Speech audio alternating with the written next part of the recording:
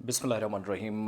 जम्मू कश्मीर के अंदर स्कूलों के ताल्लुक से एक रिपोर्ट वजारत तालीम की जानिब से पेश की गई है और लोकसभा के अंदर कुछ सवालात पूछे गए थे, उनका जवाब आया और मुझे हैरत भी हुई इन नंबर्स को देख और सुनकर, जो मैंने डेटा एनालाइज़ किया कि how actually this is possible और इज़ इट पॉसिबल कि ये हालात हों जम्मू कश्मीर के अंदर तालीमी निज़ाम के और आप कहें कि सब कुछ ठीक है। सरकार क्या कह रही है कि जम्मू कश्मीर उस आरामदेह पोजीशन में या मोस्ट कंफर्टेबल पोजीशन में है जहां पर ये जो इस वक्त टीचर स्टूडेंट रेशियो है।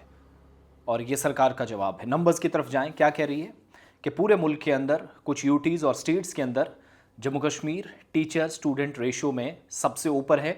प्राइमरी लेवल पर, upper primary, secondary level primary up to fifth, upper primary up to eighth और secondary level up to twelfth, high school और उससे भी ऊपर हायर सेकेंडरी लेवल तक जम्मू कश्मीर में टीचर और बच्चों का जो तनासुब है वो बराबर है। यानी कितने बच्चों पर कितने उस्ताद होने चाहिए। बाकी स्टेट्स के अंदर मुश्किलात हैं, लेकिन Jammu Kashmir is in most comfortable position as per government's data which was presented yesterday in the lower house और लोकसभा जिसको आप कहते हैं।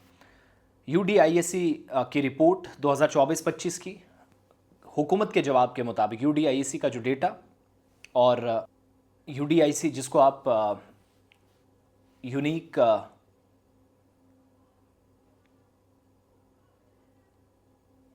यूनिफाइड डिस्ट्रिक्ट, जो सरकार के मुताबिक UDIC की डेटा के यूनिफाइड डिस्ट्रिक्ट इंफॉर्मेशन सिस्टम जिसको एक नाम दिया गया, लेकिन मैं हैरत में हूँ कि नंबर्स कहाँ से आए। कहा गया कि स्कूल सवाल पूछा गया था कि स्कूल बंद हुए या नहीं और कितने हुए, ऑनलाइन लर्निंग प्रैक्टिसेस क्या है, टीचर स्ट्रेंथ पूरी यूनियन टेरिटरीज और स्टेट्स में क्या है।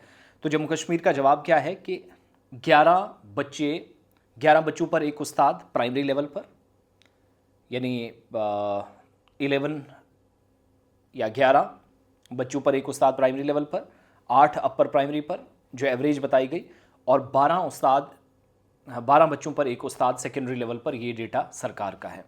फिर कहा गया कि कई स्टेट्स और यूटीज़ में अभी भी क्लासरूम का कंजेशंस का मसला है, जम्मू कश्मीर में नहीं है। फिर ये भी कहा गया कि रिक्रूटमेंट साइकिल्स जो हैं उससे स्कूलों के अंदर तमाम अजला के अंदर जम्मू कश्मीर में भी UDIC के डेटा के मुताबिक सरकार ने भी UDIC का डेटा उठाया और मरकज़ की मुआवनत वाली स्कीमें, इसके अलावा नेशनल एजुकेशन पॉलिसी 2020 के तहत समग्र शिक्षा भी काम अपनी जगह कर रही है, लेकिन समग्र के तहत लगने वाले असातिज़ा पर कोई जवाब नहीं आया। फिर ये भी कहा गया कि कुछ स्कूल बंद हुए हैं। डिजिटल लर्निंग पर भी आया कि मिनिस्ट्री के मुताबिक प्रगति गाइडलाइंस 2020 में जारी हुई थी, वो ऑनलाइन लर्निंग का एक प्रोसेस है। ICT लैब्स हैं यूटीज़ के अंदर, समग्र शिक्षा के तहत चल रहा है। स्मार्ट क्लासरूम्स हैं, डिजिटल क्लासरूम्स हैं, PM ई-विद्या इनिशियल सपोर्ट है, मल्टी मोड असेस है और कई प्रोग्राम्स डायरेक्ट टू होम या DTH टेलीविज़न के ज़रिए भी। और जम्मू कश्मीर लद्दाख में क्लासरूम्स का जो लोड है उस पर सरकार कह रही है कि काम करने की ज़रूरत है, लेकिन PTR जो है प्राइमरी स्टेज पर 2 at the upper primary level, Nagaland, Sikkim, Himachal Pradesh बाकी सारे, लद्दाख ऊपर और बाकी जगहों पर जम्मू कश्मीर 2 नंबर पर, और ये सारा सिलसिला है। तो फिर मेरा सवाल ये भी है कि 4400 स्कूल क्यों बंद किए? आपके आज भी मंजूरशुदा असामियाँ सरकारी महकमों में, ख़ास तौर से स्कूलों में, क्योंकि आपने स्कूलों पर रिपोर्ट दी, तो क्यों खाली हैं?